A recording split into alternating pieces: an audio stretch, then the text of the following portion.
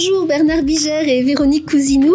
Votre livre Chantier de l'Atlantique vient de paraître aux éditions de La Martinière. Alors, c'est un magnifique voyage photographique au cœur des chantiers, un voyage poétique, pas forcément technique, différent, à la rencontre des hommes et des femmes qui y travaillent. Comment est née l'idée de ce livre? Parce que je crois que c'est votre premier vrai livre. Donc c'est mon premier livre parce que c'est une de mes idées. Au départ, j'ai fait d'autres livres, mais c'était plutôt des commandes. Et là, comme je suis photographe des chantiers, je fais des photos tout au long de l'année parce que c'est contractuel. Et je me suis dit un jour, bon, tu fais beaucoup de photos, peut-être qu'un jour tu pourrais faire quelque chose avec. Donc j'ai commencé à travailler il y a à peu près 2 ans et demi. J'ai mis des photos par thème, par couleur, par navire, des hommes au travail. Combien de photos en tout avez-vous ? Moi, j'ai en gros 90 000 photos à peu près. Donc, ça a été un sacré boulot de chercher. Donc, j'ai fait ça pendant 6 mois. J'avais un logiciel de mise en page. J'ai mis mes photos en page comme je le sentais. Au bout de 6 mois, je me suis dit, c'est pas mal, mais il faudrait des textes. Et donc, je connaissais Véronique Cousinou qui avait fait un dictionnaire insolite des paquebots et je l'ai appelé pour lui proposer ce projet. Passionné de mer également, parce que vous êtes journaliste pour Le Marin. Oui, effectivement, je suis journaliste pour Le Marin. Je suis correspondante du Marin à Saint-Nazaire pour la Loire-Atlantique. Et donc, les chantiers de Saint-Nazaire, j'y suis régulièrement pour suivre leur actualité. Et donc, je connaissais Bernard depuis de longues années. Et puis, donc, un jour, il m'appelle et il me dit, j'ai quelque chose à te proposer. Alors, je dis, ça, c'est marrant parce que, en fait, je me disais, tiens, j'aimerais bien faire quelque chose avec les photos de Bernard, sur les photos de Bernard, écrire dessus. Une expo ou autre, et puis il me propose ce projet-là, donc j'ai dit oui, avec grand plaisir, banco. Après, il a fallu convaincre les chantiers d'Atlantique, évidemment, leur proposer l'idée, mais c'était notre projet, mais les chantiers, on leur a présenté ce qu'on voulait faire, un livre d'atmosphère, pas faire la même chose qui a déjà été faite sur les chantiers. Il y a pas mal de livres. L'idée du voyage photographique est née assez spontanément, et donc plutôt que des chapitres, ce sont des escales qu'on propose dans le livre avec des atmosphères pour à la fois montrer la réalité du chantier, comment on y travaille, cette petite ville dans la ville qui est le cœur battant de Saint-Nazaire, et en même temps donc mettre un petit peu de technique mais pas trop, pour que ce soit un livre lisible par tous, y compris ceux qui connaissent pas la navale. Vous avez surtout apporté une touche littéraire et un peu poétique. Voilà, aussi. L'idée c'était de montrer l'industrie peut-être sous un autre angle aussi, montrer qu'on peut faire vraiment de la presque de la haute couture dans l'industrie navale, qu'on fait des gros objets, mais on est hyper pointu et hyper précis, et ça c'était intéressant à montrer, ce contraste-là, que ce sont des beaux métiers, des métiers très qualifiés, et puis voilà, un paquebot, une sous-station électrique, un navire militaire, quel que soit, un petit paquebot, un gros paquebot, et on fait plein de choses différentes au chantier. C'était aussi pour témoigner de cette variété de gros objets industriels qu'on fabrique à Saint-Nazaire et qui s'exportent dans le monde entier. La période à laquelle vous avez pris la décision de faire ce livre, justement, c'était une période inédite pour les chantiers de l'Atlantique. Il y avait de l'éolien, construction de paquebots, et toute cette variété se retrouve dans le livre. On a fait un livre qui commence en gros en 2016, enfin en gros, donc 90% des photos sont depuis 2016. Et depuis 2016, il y a eu le navire militaire, l'éolien, la propulsion vélique avec les futurs paquebots à voile, la propulsion à gaz, des cuves de gaz. Donc tout ça, c'était nouveau pour les chantiers. C'était intéressant, et c'était intéressant de les montrer avec un œil différent. C'est pas un œil de technicien, parce que moi je suis pas technicien. C'est un œil complètement différent. Et c'est ce qui a intéressé, je pense, les chantiers, c'est que on fasse visiter le chantier aux gens de l'extérieur, mais on fasse connaître aussi tout un tas d'endroits à des gens qui y travaillent et qui n'ont pas l'occasion de monter dans un portique ou de descendre descendre dans une cuve de gaz, quoi. Sur quasiment chaque photo, il y a un homme ou une femme qui travaille au chantier. Ça, c'était important aussi ?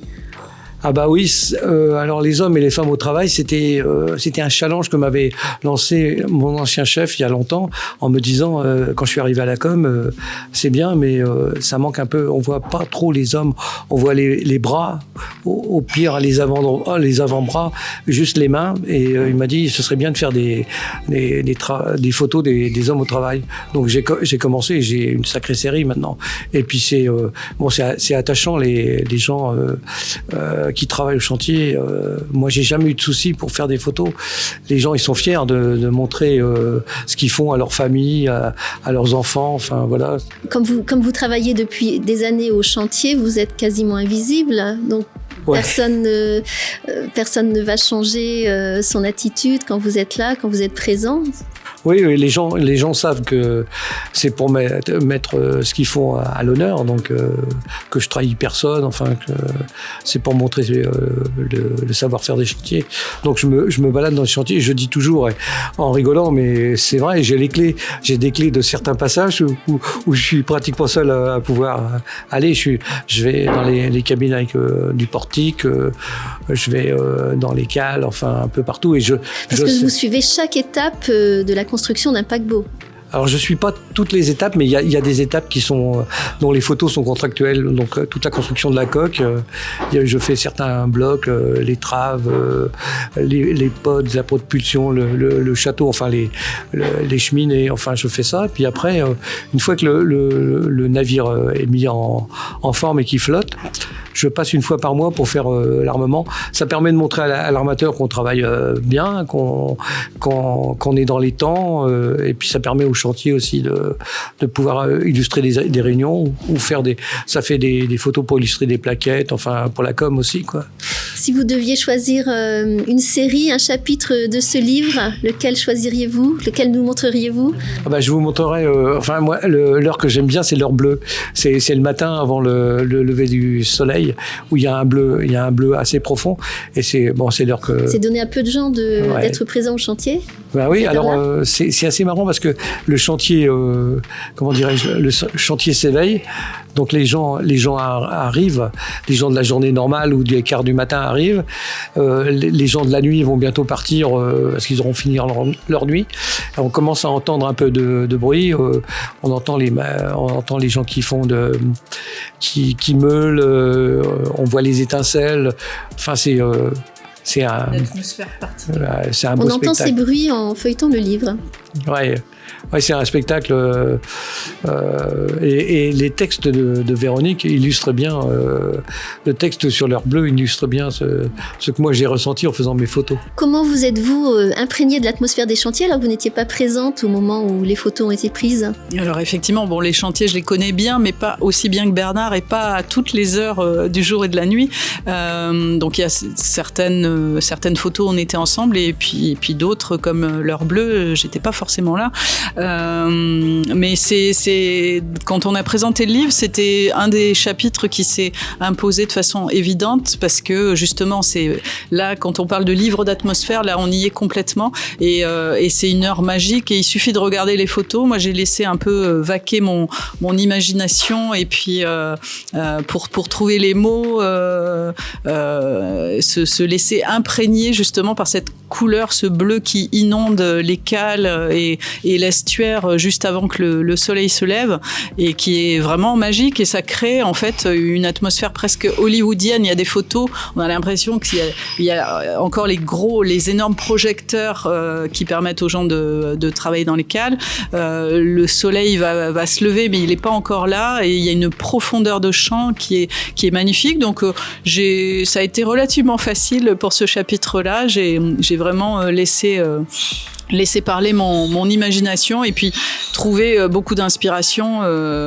C'est presque pictural, hein. Les peintres ont peint ce bleu, le bleu clin, c'est quasiment du bleu clin, c'est très beau. Donc il y a moyen d'aller chercher plein de références sur cette heure-là et cette beauté naturelle avec un chantier industriel se marie merveilleusement bien en fait. Et c'est ça qui était intéressant de montrer, c'est que c'est cette beauté du chantier associé à certaines heures aussi et qui est vraiment inédite et qu'on a la chance d'avoir à Saint-Nazaire, mais que peu de gens à cette heure-là ont la chance de découvrir. Alors depuis la parution du livre le 18 octobre dernier, vous avez déjà eu l'occasion de rencontrer des hommes et des femmes qui se sont reconnus dans ce livre, qui sont venus vous voir lors de séances de dédicaces.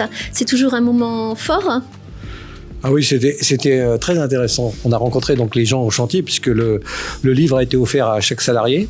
Et le jour de la remise des livres, ils venaient pour qu'on leur dédicace. Et on a rencontré des gens que nous, on n'a pas reconnus, qui nous ont dit tiens, je suis pas achetant, donc pour offrir à leurs parents ou pour montrer à leurs enfants, tout ça. Donc pour eux, c'est de la fierté. Et on nous a dit aussi, parce qu'on a pris du temps pour discuter avec les gens, on a entendu dans la file, il est plus rapide à faire des photos qu'à faire des dédicaces.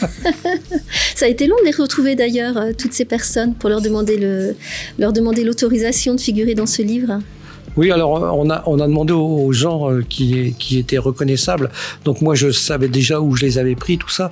Les groupes, on n'a pas demandé, mais autrement, tous les gens, on leur a demandé et on a eu leur autorisation. On a même demandé à des salariés ukrainiens, je crois, un Italien qui est reparti en Italie, qui bosse là-bas, et on a leur autorisation, ouais. Si on veut vous rencontrer pour discuter des chantiers, de la mer et des paquebots, il y a encore des occasions ? La prochaine occasion, c'est le 14 décembre au comptoir de la mer, à Saint-Nazaire. Oui. Et autrement, si on nous demande de venir faire des dédicaces, s'il y a un libraire qui nous demande, on est ouvert, avec plaisir. Parce qu'on adore rencontrer les gens pour parler de notre projet, quoi. Merci Bernard et Véronique. Merci beaucoup.